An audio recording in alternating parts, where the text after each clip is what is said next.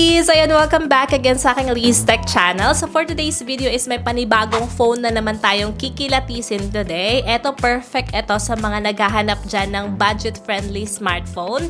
Ito nga ang pinakabagong phone ng Huawei, which is the Huawei Nova Y73. Etong Huawei Nova Y73 guys is meron na siyang 6,620 mAh battery plus 40 watt SuperCharge Turbo na rin and SGS 5-star drop resistance na rin ang phone na ito.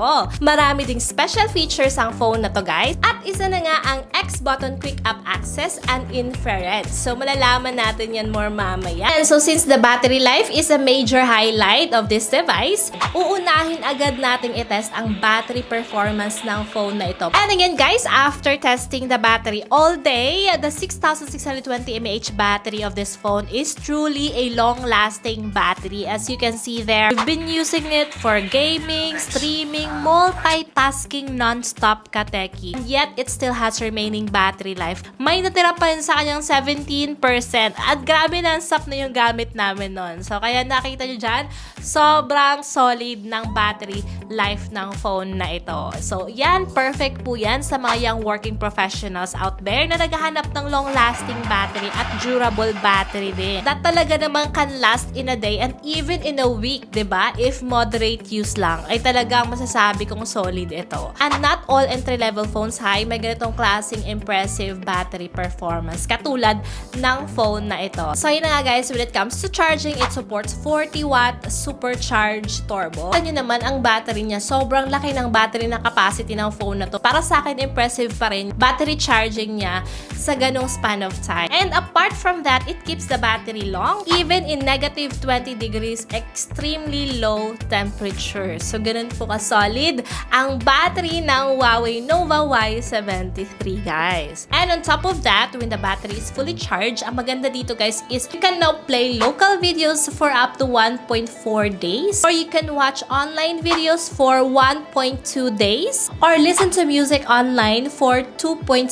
days or make calls for 2.2 days. Ganon po sila confident with their battery. And now guys, is nakita nyo na po yung charging, yung draining test natin. Napuntahan naman natin of course sa durability ng device na to since isa din to sa nag-top na feature ng device na to. So yes, itong si Nova Y73 is built to last since it featured nga SGS 5-star drop resistance. So meaning it can withstand accidental falls up to 1.8 meters. So perfect talaga to when you're on the go, you have this rainy commutes or talagang clumsy ka lang. Ayan, hindi ka mag-aalala kasi solid naman yung build ng phone na to. So it is really designed to handle everyday mishaps. It has 360-degree full fall resistant on both sides as well. 4 sides and 4 corners. Ganun po siya kalupit ang kanyang body guys. So ayan, yun yung maganda sa body ng device din na ito. As an entry level, ay solid na talaga yung feature na yan. Now guys, puntahan naman natin yung tinatawag nilang special feature ng device na to, which is the X button. X button guys is a programmable shortcut that lets you quickly access apps. And aside from that guys, is makokontrol mo rin tong other smart devices. It can even make emergency calls din. Kung gusto mo namang gamitin yung favorite app na gusto mo in a flash, just press the X button guys. And there you go, magagamit mo na agad yan nang walang kahirap-hirap. And aside from that guys, is meron na siyang IR blasters or infrareds that allows you to control your TVs and air conditioners, adding extra convenience. Nakokontrol namin yung air condition namin through this smartphone guys. Perfect talaga tong tool sa mga laging nagmamadali, diba? So, good job for that, Huawei. Now, speaking of performance, meron po siyang 8GB of RAM and 256GB ROM. Napakalaking storage na po ito. So, it handles everyday tasks like social media or just browsing, light gaming efficiently. Kung kita naman dyan yung aming mga testing. And in fairness naman, is kayang sabayan naman ng bagong Huawei Nova Y73. Ayan, so kung makita niya, nag-gaming kami dyan, guys. And in fairness, kaya namang sabayan yan ng device na to.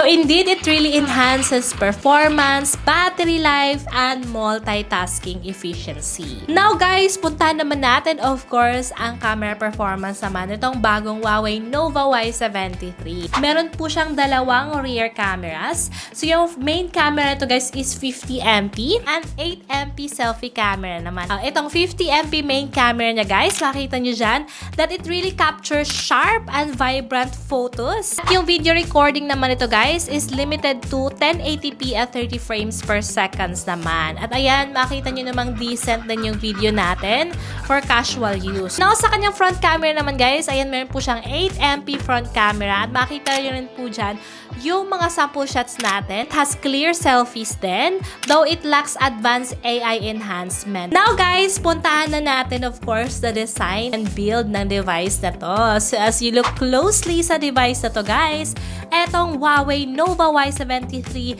sports dynamic plate texture and star glow double rings. Yung screen niya guys, kung makikita nyo rin dyan, sakto lang yung laki niya, no? Meron siyang 6.67-inch IPS LCD display that offers 90Hz refresh rate for smoother scrolling. And sa weight naman ito guys is 203 grams po siya, making it comfortable naman to hold. IP64 rating na rin po ito ha, so it means water and dust resistance na rin siya. So it really ensures durability in everyday condition. Display naman ito guys, ang maganda rin dito, it has low blue light plus circadian night dimmer din, and SGS low fatigue A+ certification na rin ang device na to. So safe to sa mga eye strain and fatigue din. Magandang performance na to sa kanyang price din. Nagkakalaga lang po siya ng 9,999 pesos. And not only that, ka-techies, because you can also get 300 pesos early bird voucher from June 13 to July 31 sa kanilang e-com channels like Shopee, Lazada, TikTok.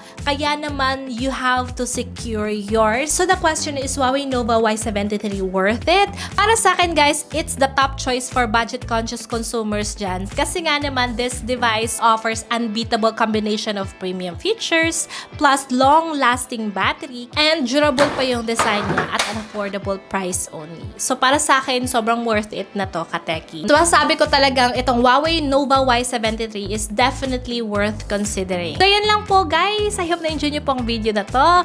Don't forget to like this video, share this video to your friends, and subscribe to my YouTube channel. See you again, ka-techies, till my next video. Bye!